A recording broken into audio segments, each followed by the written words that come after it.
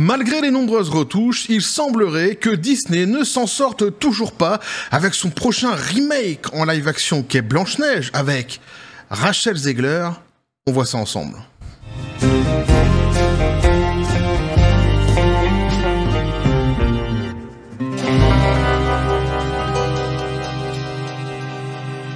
Et ce sont donc les derniers bruits de couloir, et oui, concernant ce fameux remake en live-action qui est Blanche-Neige avec Rachel Zegler. Petit café les copains. Et oui, ce sont des bruits de couloir, mais pourquoi? Parce qu'on n'aura que ça, de toute façon, jusqu'à quasiment la sortie de ce fameux film, puisque Disney essaie de reprendre la main sur la communication, justement, de ce remake en live-action, et qu'ils nous ont promis un silence complet pendant un certain temps. Je pense que quelques semaines, peut-être quelques mois avant la sortie du film, eh bien, on aura peut-être des détails qui seront plus officiels, qui sortiront. Mais jusqu'ici, c'est une bataille, un combat qui se joue entre certains insiders, et justement, c'est le cas ici. Ce sont deux insiders qui, en règle générale, sont plutôt bien informé et bon, il y en a un qui était préféré à l'autre quant justement aux rumeurs qui sortent actuellement sur ce remake en live action. Il a été préféré non pas uniquement par moi mais par la presse, pas mainstream, mais je dirais plutôt la presse spécialisée, en règle générale, hein, les presses bien informées, spécialisées, les bonnes presses autour de la pop culture, vont plutôt vers, justement, eh bien, ce que nous dit l'un des deux insiders. Ouais, c'est compliqué à dire comme ça, mais vous allez le comprendre quand on lira l'article ensemble, et je vous expliquerai, évidemment, tout cela. Ben ouais, mais je suis de retour, les copains, je fais ce que je peux, quelque part, avec toute la fatigue qui s'accompagne, je suis parti pendant une semaine, et une longue semaine, et non! Je ne suis pas parti pour chasser, comme certains l'ont suggéré, le pélican sauvage dans le Lavandou. Ouais, ce fut un de mes défauts par le passé, effectivement, quelque chose que j'avais du mal à contrôler, à maîtriser. Il me fallait un petit peu comme Dexter, tu vois, avec son passager noir. Moi, c'était le pélican sauvage dans le Lavandou. Mais j'ai réussi à me défaire de cette addiction. Ouais. Grâce à la goyave. Moi, j'ai bu beaucoup de goyave et je sais pas pourquoi. C'est un truc, la goyave, ça marche vachement bien. Oui, bon, on fait ce qu'on peut. Je suis en forme, je suis en petite forme, on va dire, quelque part. Non, mais j'étais en déplacement, en réalité. J'étais en déplacement, donc je reviens, évidemment, avec tout son lot de fatigue et ce qui va avec. Mais je suis très content de vous retrouver. Hein, j'attendais ce moment avec impatience de pouvoir revenir aux manettes, quelque part, hein, derrière les vidéos. Et donc, je suis très content de vous retrouver. Et en plus, on se retrouve avec un super sujet, tout de même. Blanche-Neige, Rachel Zegler. Bah ouais, donc on nous dit Rachel Zegler de Blanche-Neige. Non. Rachel Zegler, Blanche-Neige, pas de Blanche-Neige. Un gâchis qui ne fonctionne pas malgré les reprises. Ah, ils sont dans une situation plutôt délicate, hein, Disney, c'est-à-dire que déjà c'est un gouffre financier, hein, ce fameux remake en live-action qui est Blanche-Neige, mais en plus, visiblement, malgré les retouches, ça fonctionne pas. Bah, quand ça veut pas à un moment donné. Hein. Malgré donc le retard de la date de sortie d'une année complète, on prétend que Disney n'arrive toujours pas à faire les choses correctement avec le remake en live-action qui est Blanche-Neige. Une nouvelle rumeur prétend que le film Blanche-Neige de Disney avec Rachel Zegler est toujours en désordre, malgré les reprises massives. Hein. Oui, mais c'est important parce que souvenez-vous, tout au début, lorsqu'ils avaient décalé d'un an le film, ils nous disaient que, alors évidemment, les presses spécialisées, hein, justement les presses qui sont quand même, en règle générale, les bonnes presses autour de la pop culture, disaient que il avait été repoussé d'un an pour justement retoucher le film. Hein. Immédiatement, les presses mainstream du monde entier avaient dit non, c'est pas du tout ça. Hein, le film est parfait, il est génial, il est même terminé. C'est à cause de la grève SAG-AFTRA, souvenez-vous, hein, la grève des acteurs et des scénaristes à Hollywood. Et en fait, quelques semaines après, Disney est arrivé avec une image ridicule des nains horribles autour de Blanche-Neige. Je sais pas si on les voit pas, tiens d'ailleurs. Bah si, c'est la première image, tiens. Ah, des nains horribles comme ça, pour nous dire, voyez, c'est pas les nains que vous aviez imaginés, etc. Et puis dans la foulée, ils avaient expliqué qu'effectivement, ils allaient retravailler tout de même le produit. Alors d'ailleurs, il n'y a jamais eu de rétropédalage fait de la presse, de la part de la presse mainstream, hein, concernant les conneries qu'ils avaient pu sortir précédemment et surtout les accusations qu'ils portaient sur ceux qui disaient la vérité finalement. Non, hein, on fait comme si qu'on n'avait rien dit, on continue évidemment. Le délire, tout ça dans une impartialité totale. Une intégrité, un professionnalisme extravagant, extraordinaire, j'ai presque envie de dire. Donc, je continue. Donc c'est important de préciser que les reprises sont massives. Alors non seulement elles existent, puisque Disney avait donc précisé qu'elles existaient, ces fameuses reprises finalement, comme je viens de le dire, mais en plus on sait maintenant qu'elles sont massives. Alors donc, bien qu'il soit terminé, Disney a retardé donc la sortie de Blanche-Neige d'une année entière et aurait annulé son projet de sortie de la bande-annonce. Initialement, le film devait sortir le 22 mars, mais sortira le 21 mars 2025. Disney s'est également récemment débarrassé de l'exécutif qui était à la tête de ces films en live-action, qui ont fait tous des flopbusters, notamment le film en live-action La Petite Sirène. Vous voyez, là on est sur une presse qu'elle est bonne. Là, on est sur une bonne presse spécialisée. Et non, je ne vais pas ressortir les chiffres de La Petite Sirène pour expliquer aux Français que c'était un gros flop, puisqu'il y a que la France et certains Français, en tous les cas, qui ne comprennent toujours pas que La Petite Sirène était un flop. À chaque fois, je reçois des messages qui disent « Non, mais regarde les chiffres, c'est génial !» Non, c'est un flop. Quand tu n'atteins pas ton seuil de rentabilité, de toute façon, c'est un flop. Néanmoins, je rappellerai tout de même, et ça, je le rappellerai à chaque fois, que pour La Petite Sirène, tout le continent asiatique a été insulté de raciste, parce qu'il ne s'était pas déplacé en foule, en masse, dans les cinémas pour aller voir cette bouse. Et donc ça, évidemment, je le rappellerai toujours. Et ce, donc, par justement la presse mainstream en règle générale, poussée par le discours élégant toujours de Disney et de ses pontes, notamment le PDG de Disney qu'on aime tant sur cette chaîne, Bob l'éponge taré. Ça, c'est la manière dont il a été renommé ici. En réalité, c'est pas ça son nom, mais je te laisse le chercher sur Internet, tu vas le trouver facilement. Ça commence par I et ça finit par Geur, pour son nom de famille. Rachel Zegler, donc, s'est également retrouvée sur la sellette auprès des fans suite à ses commentaires controversés sur Blanche-Neige, sur lesquels donc elle avait donc après fait marche arrière. Alors souvenez-vous, effectivement, on va pas revenir sur tous ces délires, mais elle avait expliqué en gros que le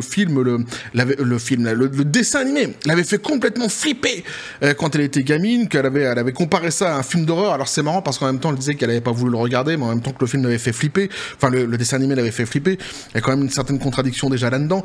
Ensuite, elle expliquait que le prince, c'était un dangereux harceleur, tu vois, un mec qui venait pour traquer Blanche-Neige, ce qui démontrait qu'elle comprenait absolument rien du matériel source déjà à la base, et puis elle nous en avait sorti d'autres comme ça qui étaient quand même assez fabuleux, en essayant de nous expliquer aussi l'émancipation de la femme avec justement une nouvelle Blanche-Neige qui serait hyper puissante, mais qui écouterait en fait définitivement ce que son père lui a demandé de faire.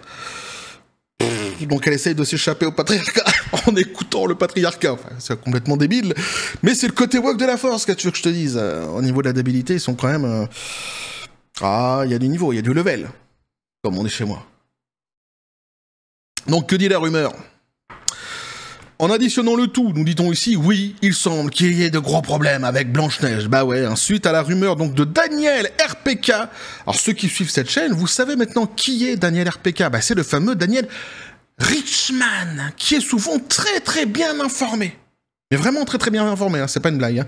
Selon lequel Disney donc faisait quelque chose de différent avec la pomme empoisonnée dans les films, en déclarant que le film a également été salué pour sa qualité. Le compte Twitter d'Empire City Box Office a rejeté ces affirmations. Donc là, vous avez en fait deux insiders qui sont pas d'accord sur ce qui est en train de se passer. Vous avez d'un côté donc Daniel Richman, RPK, et de l'autre côté donc vous avez le compte Empire City Box Office, qui est un petit compte sur X, mais c'est pas là ici l'important, parce que ce qui est important, c'est surtout le fait que ce compte-ci a déjà en fait donné des informations par le passé qui étaient fiables, qui étaient très bonnes. Notamment, ils avaient dit à l'avance que le film serait retardé d'une semaine, et c'est ce qui s'est passé. Ils avaient aussi expliqué en 2023 ici, donc on nous disait que 4 gros films, gros budget, sont tous soit des catastrophes sur le point de se produire, soit nécessitent un travail approfondi pour les sauver. Et donc ils nous parlaient de The Marvels, de Blanche-Neige, de Madame Web et de Ballerine, qui ne fonctionnerait pas et qui aurait besoin d'une aide majeure. Donc là aussi,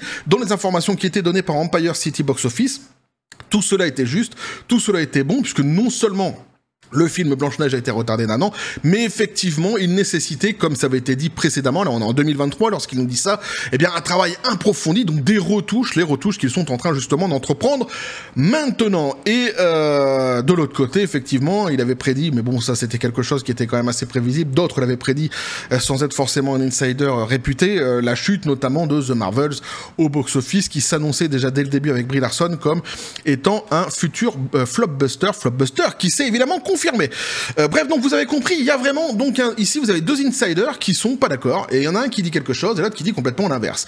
Puisque le box-office, lui, Empire City Box Office, donc l'un nous dit que c'est super, ils font un nouveau truc avec la pomme empoisonnée, et que ça a été loué par la critique, mais qui sont ces critiques, quelles sont ces critiques? On ne sait pas, on l'ignore, hein, Richman nous le dit pas ici.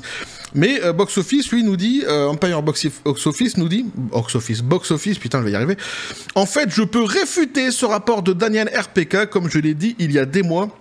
Ils sont en difficulté et c'est pour ça qu'ils l'ont reculé d'1 an. Ces tests sont en fait médiocres et les personnes impliquées n'ont pas beaucoup d'espoir. Le film est en désordre et ne fonctionne pas malgré les reprises, a-t-il déclaré. Alors lui, il avait donc déjà dit par le passé que le film serait décalé d'1 an, ce qui fut le cas. Il avait révélé qu'il serait décalé d'1 an surtout pour faire des retouches, ce qui fut évidemment une fois de plus le cas. Et il nous dit ici qu'il y a bien eu des tests. Là-dessus, Richman ne ment pas, il y a bien eu des tests en interne concernant ce fameux remake en live action, mais qu'en réalité les avis ne sont pas du tout positifs. On nous dit que les personnes qui sont impliquées n'ont aucun espoir, c'est ce qu'il nous dit ici, et que ça ne fonctionne pas malgré les reprises. Alors pourquoi choisir davantage, donc ça c'est pour la rumeur, pourquoi donc choisir davantage le côté The Empire Box Office au côté Daniel Richman, Danu, c'est ça? Ah c'est ça, dans Danu c'est Daniel Radcliffe. Le grand chien rouge, il faut que je fasse attention maintenant, c'est vrai. Ah, l'homme le plus courageux du monde, le plus courageux d'Hollywood, extraordinaire. Le lanceur de missiles sur les ambulances, les ambulances, souvenez-vous.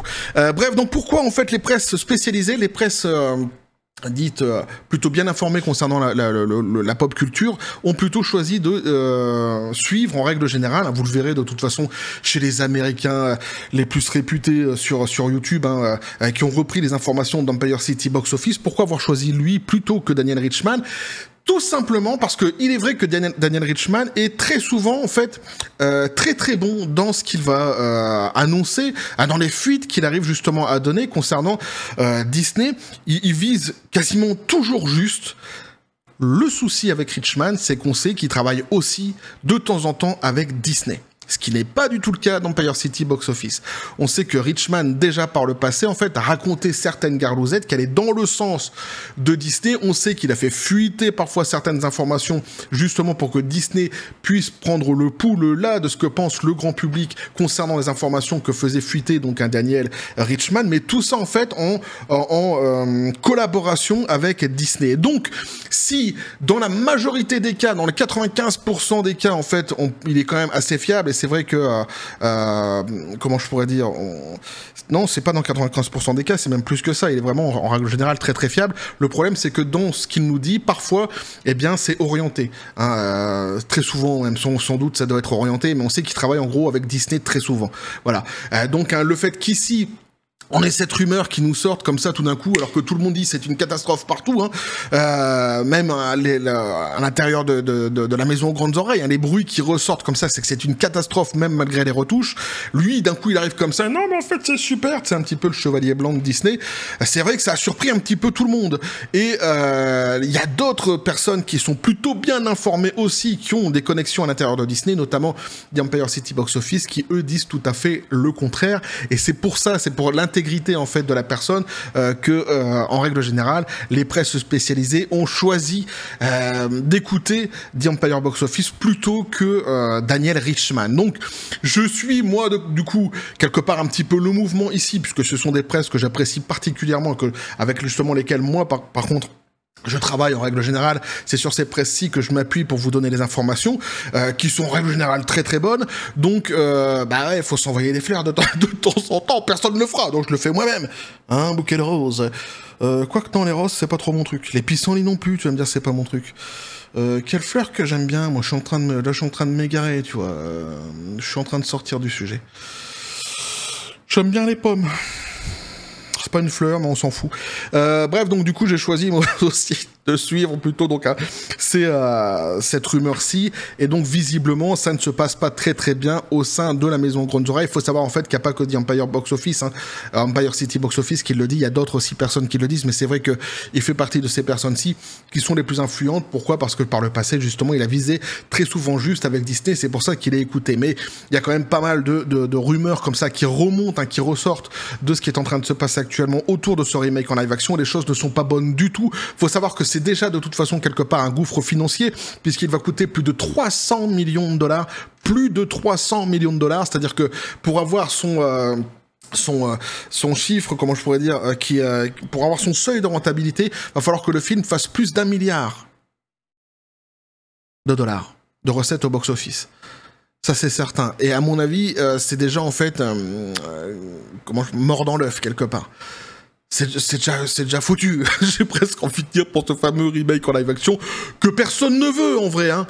À la base, personne ne voulait. C'est-à-dire que bon, déjà le dessin animé en fait suffisait déjà très bien lui-même. Il y a pas de souci. Peut-être le retoucher un petit peu au niveau de la qualité des dessins, machin. Tu vois, ça n'aurait pas été piqué des hannetons, mais bien que ça sert pas à grand-chose non plus. Personne n'en voulait vraiment, mais en plus dès lors qu'ils l'ont sorti en disant que ça allait être un truc qui serait complètement bourré de wokisme, forcément, eh bien le grand public s'est complètement braqué. Puis après, vous avez eu les déclarations de Peter Dinklage, ouais, qui a mis quand même pas mal de personnes au chômage. Il est fort, Peter. Après les déclarations de Rachel Zegler, évidemment, qui lui, elle, s'est rendue complètement détestable et a rendu aussi assez détestable le projet. C'est pourquoi Disney ne communique absolument plus dessus maintenant. Ils essayent de reprendre la main sur la communication, justement, à cause de tout cela, parce qu'ils se rendent bien compte que, déjà, au niveau du chiffre qui est sorti pour pouvoir produire ce film, c'est déjà un gouffre financier, mais en plus, et là, vraiment se situe le plus gros problème, c'est qu'il y a zéro hype de la part du grand public jusqu'ici, et donc ça ne se passe pas très bien, mais globalement, ce qui est en train de se passer actuellement chez Disney, c'est de pire en pire. Hein. On va voir ça sans doute dans les prochaines vidéos, vous allez voir ça. Il y a une chute qui est en train de s'accélérer là, qui est quand même assez hallucinante chez Disney. Il se passe beaucoup de choses et ce sont que des choses qui sont négatives. Ça ne se passe pas très bien, donc le fait que cette production aussi, eh bien, on sache comme ça que même avec les retouches massives, eh bien, ça ne soit pas quelque chose qui soit tout à fait fabuleux, que ça ne fonctionne pas vraiment, d'ailleurs, ceux qui travaillent dessus, nous dit-on, n'ont pas vraiment beaucoup d'espoir. Bah, quelque part, c'est pas très étonnant. Mais j'attends quand même de voir ce que ça va donner, avec beaucoup d'impatience. Bref, voilà ce que je peux vous dire là-dessus, les copains. N'hésitez pas à me dire ce que vous en pensez dans les commentaires, à vous abonner si le contenu vous a plu, activez la petite cloche pour les prochaines notifications, les prochaines vidéos qui vont arriver, à balancer un like, à partager la vidéo. Vous avez mon Xor, le Discord, le Facebook de la chaîne qui sont dans la description des vidéos. N'hésitez pas à venir et à basculer du côté de la force absurde, les réseaux sociaux. Sur ce, les copains, je vous dis comme toujours à la John Spartan, félicité. Et je suis bien content tout de même de vous retrouver après cette longue semaine. Et oui, bah ouais, de déplacement, bah ouais, mais c'est comme ça. Qu'est-ce que je te dis, on fait ce qu'on peut. Hein. Je suis bien content de vous retrouver. Alors là, ici, c'est sur une petite rumeur, hein. Mais ça ne mange pas de pain, ce n'est pas piqué des hannetons, puis de toute façon j'ai affaire à une audience avertie et assez suffisamment intelligente pour faire la différence entre une rumeur et une réalité, hein. Donc là-dessus, c'est pour ça que je me permets maintenant plus de choisir ce genre de sujet, lorsque moi, par contre, je pense évidemment que ce sont des choses qui sont assez pertinentes, assez intéressantes à vous suggérer, tout en mettant tout cela au conditionnel, évidemment. Pourquoi ? Parce qu'on verra, hein, on ne sait pas exactement, donc on verra comment ça va se passer dans le futur avec ce fameux remake en live action. Ce qui est certain, c'est d'abord, je disais, donc je suis très content de vous retrouver et on va suivre de toute façon ce dossier, on continue à le suivre, évidemment. Et ouais, le dossier Blanche-Neige, Rachel Zegler, avec plaisir. Bref, et que la force soit avec vous.